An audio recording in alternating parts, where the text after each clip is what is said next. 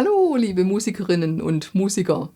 Fragen Sie sich manchmal, warum sich Musikstücke bei fortgeschrittenen Spielern anders anhören als bei Ihnen? Der Grund liegt selten an der Melodie, sondern daran, welche Akkorde gespielt werden. Um es kurz zu machen, wir haben in unserem Online-Shop extra eine neue Kategorie aufgemacht für Noten mit den Akkorden der Originalstücke. Wenn Sie dieses Thema spannend finden, hören Sie doch einfach weiter zu, denn ich hole jetzt noch etwas aus. Wenn man in die üblichen Keyboard-Noten reinschaut, stellt man schnell fest, dass Akkorde meist sehr stark vereinfacht notiert sind. Es sei denn, man hat das Notenblatt des Komponisten vor sich oder man ist Jazzpianist und hat das bekannte Real Book in der Hand. Aber was ist mit all den anderen Instrumenten und Musikrichtungen? Für welches Musikinstrument sind Akkordsymbole auch wichtig? Eigentlich doch nur für die Musiker, die ein mehrstimmiges Instrument spielen. Denn Soloinstrumente können mit Akkordangaben wenig anfangen, es sei denn, sie müssen dazu improvisieren, wie beispielsweise beim Jazz. All diejenigen, die ein mehrstimmiges Instrument spielen, sind zwangsläufig auch mit Akkorden konfrontiert. Also Klavierspieler, Organisten, Gitarristen, Akkordeonspieler, sehr versierte Perkussionisten und natürlich die Keyboardspieler. Und gerade bei den Noten der Keyboardspieler stellt sich dann die Frage, wie weit der Bass in den Akkordangaben berücksichtigt werden soll. Denn dieser spielt eine fundamentale Rolle. Ohne Bassläufe würden viele Akkorde ohne Zusammenhang aufeinander folgen. Bassläufe sind also sowas wie der Klebstoff zwischen den Akkorden. Hier mal ein prominentes Beispiel.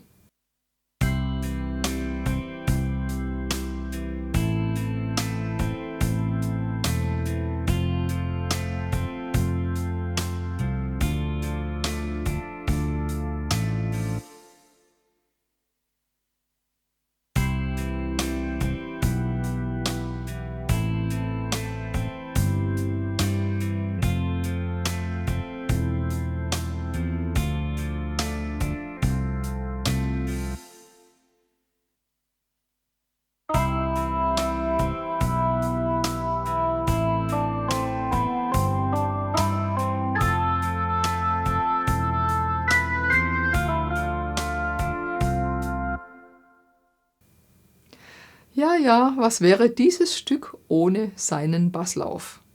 Rhythmusgitarristen einer Band müssen nicht wissen, was der Bass spielt, denn das ist allein die Sache des Bassisten. Orgelspieler sind meistens ganz gut versorgt, denn sie haben oft spezielle Noten mit einer extra Notenzeile für den Bass. Aber wo findet man jetzt Keyboardnoten mit den kompletten Akkordangaben, also auch mit den Slashchords, die die Basstöne anzeigen? Die Antwort auf diese Frage ist der Grund, warum ich in unserem Shop eine neue Produktkategorie aufgemacht habe, Noten Plus bzw. Sheet Music Plus. Aber woher kommen die Originalakkorde? Ja, Melodie und Akkorde höre ich einfach aus den Originalsongs heraus, denn das ist für mich die verlässlichste Quelle dafür. Die Akkorde setze ich dann so, dass unsere Keyboard-Akkordautomatik das gewünschte musikalische Ergebnis liefert. Und das Plus von Noten Plus, wofür steht das? Es steht für das, was man in den PDF-Notenblättern und in den MIDI-Files sonst noch findet. Und zwar die Angaben, welche Akkordtöne von der linken Hand zu spielen sind. Denn unser Ziel, das sind ja die Originalakkorde. Sie fragen sich jetzt vielleicht, für welche Musikstücke wir in unserem Shop solche speziellen Noten anbieten. Ja, wir sind ja nach wie vor kein Verlag und so kann sich unser Notensortiment auch weiterhin nur auf Musikstücke beziehen, bei denen es keine urheberrechtlichen Probleme gibt. Der Komponist muss also schon mindestens vor 70 Jahren verstorben sein. Zum Glück betrifft das aber nicht unsere eigenen Kompositionen. Schön, dass viele von Ihnen bereits entdeckt haben, dass es auch hier ein interessantes, wachsendes Angebot gibt. Jedes Musikstück bekommen Sie sowohl als PDF-Dokument zum Selbstausdrucken, aber auch als MIDI-File. Die PDF-Notenblätter sind so übersichtlich wie möglich und nach professionellen Standards gesetzt. Sie enthalten auch den Fingersatz und soweit es einen gibt, den Liedertext und natürlich die zu spielenden Akkordtöne. Die Akkordgriffweise, genannt Fingering Type, sollten Sie so einstellen wie angegeben, denn das ist die Grundlage dafür, dass die zu greifenden Akkorde dann auch das beabsichtigte Ergebnis liefern. Bei den MIDI-Files wurde auf Spur 1 die Melodie mit Piano gespielt. Sie ist hörbar, sobald das MIDI-File gestartet wird. MIDI-Kanal 7 ist stumm geschaltet und liefert wie bei meinen Lernpaketen die Noten für die Score-Spur, also für die Notenanzeige im Keyboard-Display. Holen wir uns nun mal eins der Noten Plus MIDI-Files von unserem USB-Stick. Und zwar im Sound Wonderland-Ordner, MIDI-File, Noten Plus.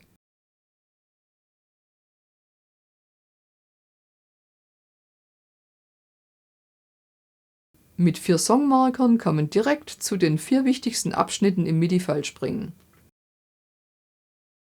Anstatt eines Liedertextes sind die zu spielenden Akkordtöne notiert. Allerdings wird es für diese Angaben oft ein bisschen eng, deshalb sind die PDF-Noten meistens die bessere Wahl. Ganz bewusst gibt es bei diesen MIDI-Files keine Begleitung, denn dann können Sie beliebige Styles dazu verwenden.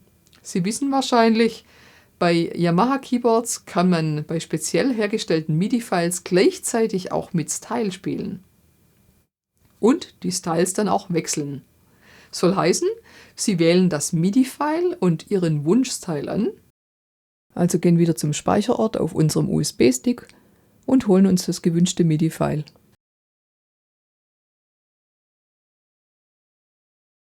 Okay, das nehmen wir. Und jetzt holen wir uns auch noch einen Preset-Style.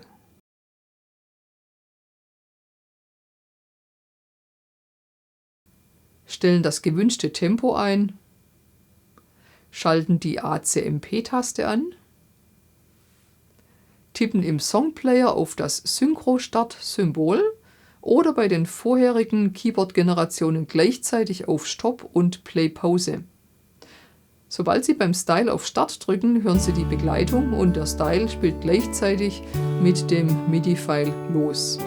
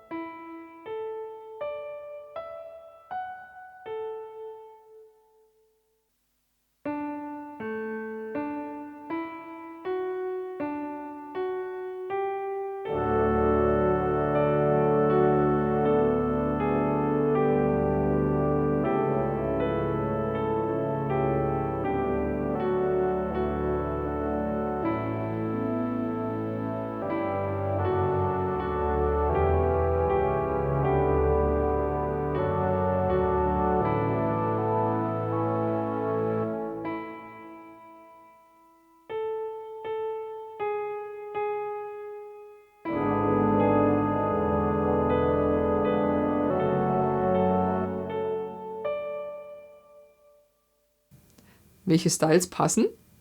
Grundsätzlich können Sie natürlich alle Styles als Begleitung benutzen, die die richtige Rhythmik haben und zum Musikstück passen.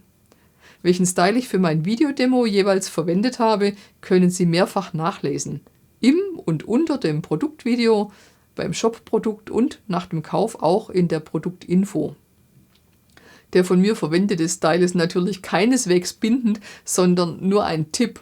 Auf alle Fälle macht es Sinn, bei getragenen Musikstücken einen Style zu wählen, mit dem man auch mal langsamer und schneller spielen kann, ohne dass man irgendwas umschalten muss. Freeplay-Styles eignen sich dafür besonders gut.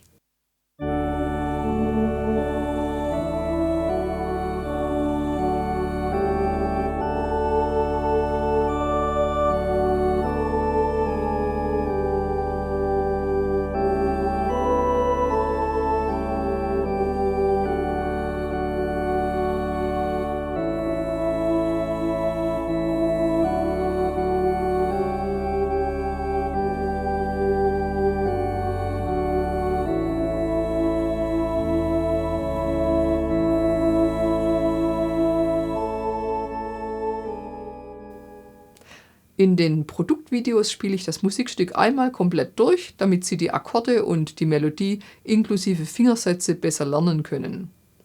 Bei manchen Liedern werden Sie vielleicht einen Aha-Moment haben, falls Sie nicht in einem deutschsprachigen Land wohnen, denn viele Musikstücke kennt man weltweit auch unter einem anderen Namen. Reinhören lohnt sich also, auch wenn Sie vielleicht mit einem Titel zuerst gar nichts anfangen können. Ich wünsche Ihnen nun ganz viel Spaß beim Spielen mit Noten, die endlich die originalgetreuen Akkorde enthalten. Bis zum nächsten Mal. Tschüss!